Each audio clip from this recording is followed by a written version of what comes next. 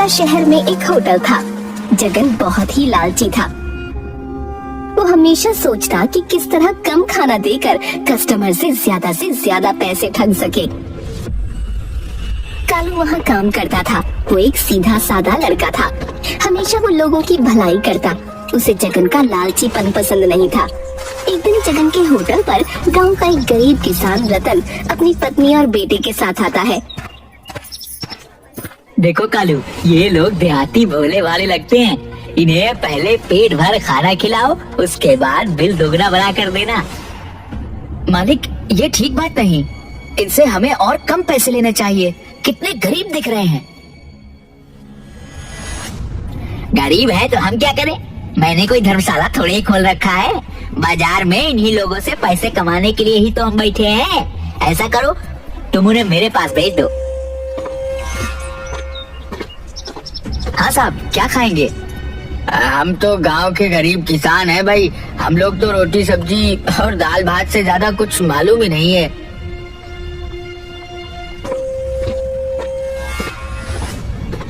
अबे कस्टमर को बैठाएगा भी यहाँ बाहर से ही भगा देगा।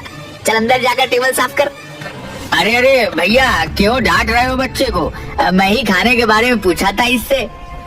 अरे सर, पूछना क्या, अंदर आइए। आप हमारी लक्ष्मी हैं। ग्राहक भगवान होते हैं। आइए बैठिए। आपका ही होटल है, आपसे ज्यादा थोड़े ही ले लूंगा। अरे वैसी बात नहीं, पूछना जरूरी है ना। जो भी पैसे लाए थे डॉक्टर के फीस और दवाई में चली गई। श्रीमती को भूख लगी थी तो सोचा थोड़ा खाना खिला दूं। अरे आइए बैठिए। कालू, इन लोगों के लिए स्पेशल थाली लगाओ। कालू 300 रुपए वाला 3 स्पेशल थाली लेकर आता है। लीजिए साहब, ये रही आपकी स्पेशल थाली। पर मेरे पास सिर्फ 30 रुपए ही हैं। मालिक, इनके पास पैसे नहीं है। अबे पैसे नहीं है तो क्या खाना छीन लेगा? खाने दो इनको। आज भी लोगों में इंसानियत जिंदा है। कितना भला मानुस है ना होटल का मालिक। हाँ, कितना अच्छा व्यवहार है। भगवान ऐसे लोगों को हमेशा अन्न भंडार भरे रखना। पिताजी, खाना तो बहुत अच्छा है। साथ में तला वाला रसगुल्ला मिल जाता तो मजा आ जाता। चुपचाप खाना खा। पैसे है नहीं, वो तो भला हो इस दुकान के मालिक का जो हमें इतना अच्छा खाना खिलाया। अरे भाई साहब, बच्चा है, उसे खाने का मन है रसगुल्ला तो खाने दीजिए। ए कालू, 2 रसगुल्ले इन सभी लोग को दो। अरे भाई साहब, इतनी खातिरदारी ठीक नहीं। वैसे शानदार खाना खिलाने के लिए धन्यवाद। कालू, ये लो, साहब को खाना का बिल दे दो। कालू जाकर रतन को बिल देता है। बिल 1050 रुपए का होता है। पिताजी, हमारे पास तो सिर्फ 30 ही रुपए हैं। शेष पैसे कहाँ से आएंगे? इन्होंने तो कहा था कि पैसे की कोई चिंता नहीं, अपना होटल समझकर खाइए। हाँ, मैंने तो बोला भी था इन्हें कि हमारे पास सिर्फ 30 रुपए बचे हैं और इतना महंगा खाना। अरे 30 रुपए थाली खाना मिलता है। यहाँ तो सब्जी, तड़का, सलाद, पानी सबके अलग अलग चार्ज हैं। क्या हुआ भाई साहब, क्या समस्या है? देखिए भाई साहब, मैंने तो पहले ही बोल दिया था आपको कि हमारे पास सिर्फ 30 रुपए है। पूछिए कालू से। हाँ मालिक, मैंने आपको पहले ही बता दिया था। सुन लीजिए, आपने ही बोला था कि पैसे नहीं है तो क्या खाना छीन लेगा। अरे वो तो शिष्टाचार में बोल दिया था। इसका मतलब ये थोड़ा ही है कि मुफ्त में सभी को खाना खिलाता रहूं, हैं? तो उसी समय बोल देते कि मैं सेवा नहीं दे पाऊंगा। पर इतना महंगा खाना मेरे यहाँ 30 रुपए में चावल, दाल, भुजिया, सब्जी, पापड़, अचार, ऊपर मूली, खीरा और प्याज का सलाद भी।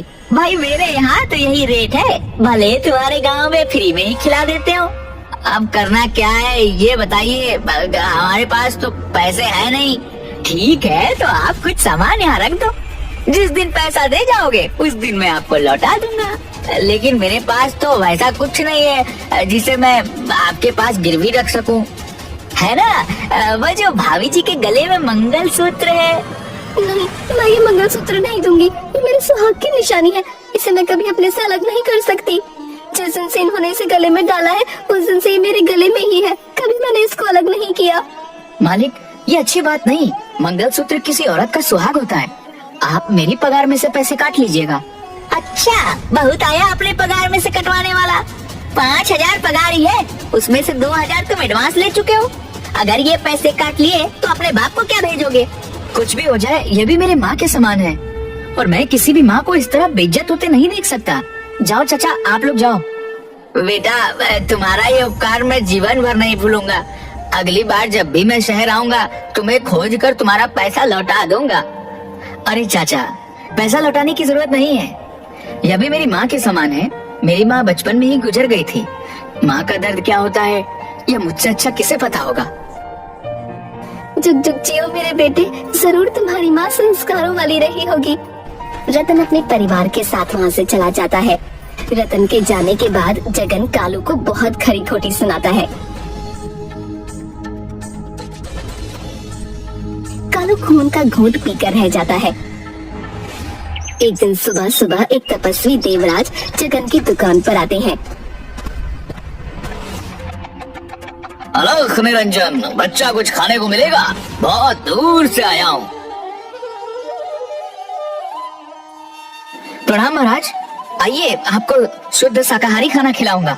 जीते रहो बालक, लेकिन साधु के पास देने के लिए आशीर्वाद के सिवा कुछ नहीं है। आप जैसे सिद्ध पुरुष के आशीर्वाद के सामने पैसों का क्या मोल। आइए विराजिए महाराज, मैं अभी खाना लेकर आया।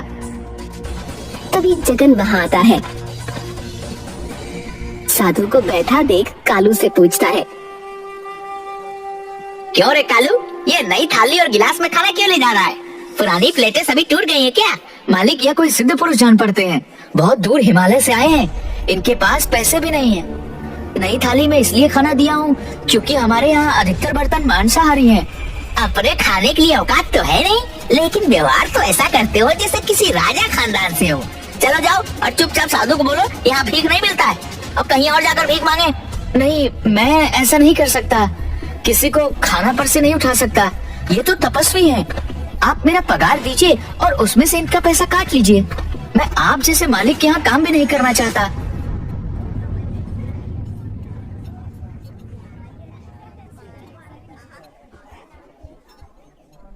तेवर तो नवाबों जैसे हैं तुम्हारे। ये लो एडवांस। रतन का और साधु का पैसा काटकर 1950 रुपया है और फुटो यहाँ से। ठीक है, इसमें से 300 रुपए और रख लो मेरे आज के खाने का।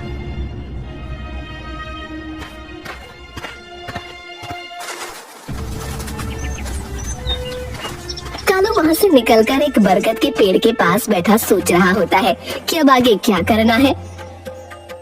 तभी वहाँ पर तपस्वी देवराज आते हैं।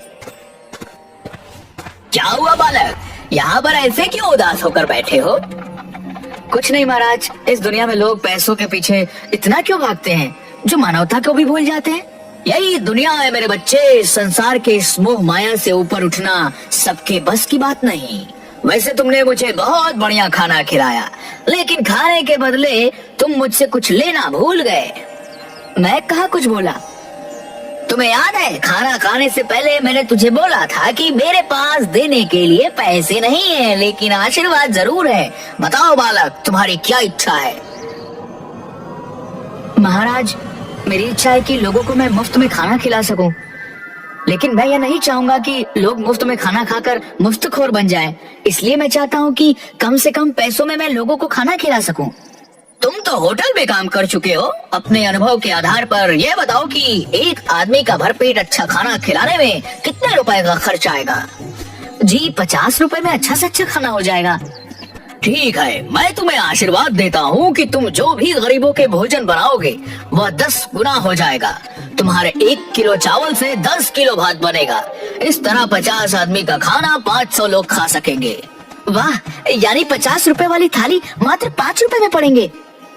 महाराज, आपने मेरे जीवन के लक्ष्य को बहुत ही आसान बना दिया। तभी रतन कालू को खोजते खोजते वहाँ पहुँचता है।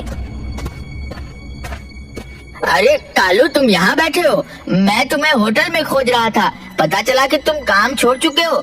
ये लो तुम्हारे अमानत। 1050 रुपए। अरे चाचा, मैंने तो पहले ही कहा था कि ये पैसे आपको देने की जरूरत नहीं है। अरे यह तो तुम्हारी अमानत मेरे पास थी। वक्त पर तुमने मेरी इज्जत बचाई, यही काफी थी। उसके लिए फिर से एक बार धन्यवाद। ठीक है चाचा, आपने पैसे बहुत समय पर दिए हैं। अब मैं अपने पास के 3,000 जो 15,000 रुपए के बराबर है, उससे सस्ता होटल खोल सकूंगा। ये तो बहुत अच्छी बात सोची है तुमने। मेरा बेटा बंकू ऐसे ही बैठा रहता है, उसे भी अपने साथ इस होटल में रख लो। जी जरूर चाचा, मुझे अभी कई ईमानदार साथियों की जरूरत पड़ेगी। ठीक है बेटा, अब मैं चलता हूँ। तुम अपनी इसी ईमानदारी और जज्बे को हमेशा बनाए रखना। जी महाराज, प्रणाम।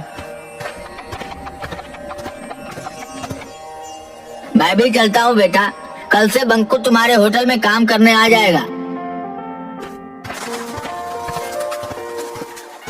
कालू उन पैसों से जगन के होटल के बगल में 5 रुपए की थाली का होटल खोल देता है। पहले तो लोग 5 रुपए की थाली का बोर्ड देखकर इसे मजाक समझते हैं, लेकिन जब होटल के अंदर खाना खाते हैं तो उन्हें आश्चर्य होता है कि 300 से 400 वाले खाने को वो मात्र 5 रुपए में कैसे खिला रहा है। लोग उसे बहुत धन्यवाद देते हैं। जगन का होटल बंद हो जाता है क्योंकि वही खाना 5 रुपए में कालू के होटल में उपलब्ध था। जगन कंगाल हो जाता है। एक दिन भीड़ में जगन खाना खाने आता है।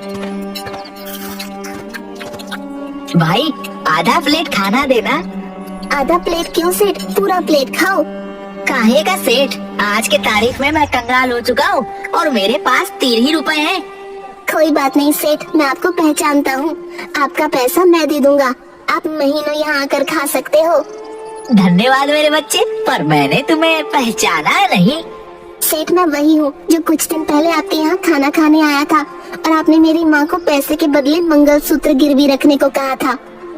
मुझे माफ कर दो बेटे, मैं अंधा था। मेरी आंखें तो आज खुली हैं।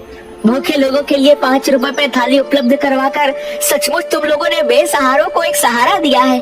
उनकी दुआएं सदा तुम्हारे साथ रहेंगी। अरे मालिक, आप यहाँ? मत कह मुझे मालिक, ये भी एक गाली जैसा लगता है। 5 रुपए की थाली वाली इस होटल में जो सुकून है वह बड़े बड़े होटलों में नहीं मिलेगी। तो ठीक है, कल से आप भी आइए और मैनेजर की कुर्सी संभालिए। कालू, तुम्हारा ये एहसान मैं जिंदगी भर नहीं भूलूंगा। मेरे बच्चे घर में भूखे हैं, तुमने मुझे काम देकर मुझे ही नहीं मेरे परिवार को भीख मांगने से बचा लिया।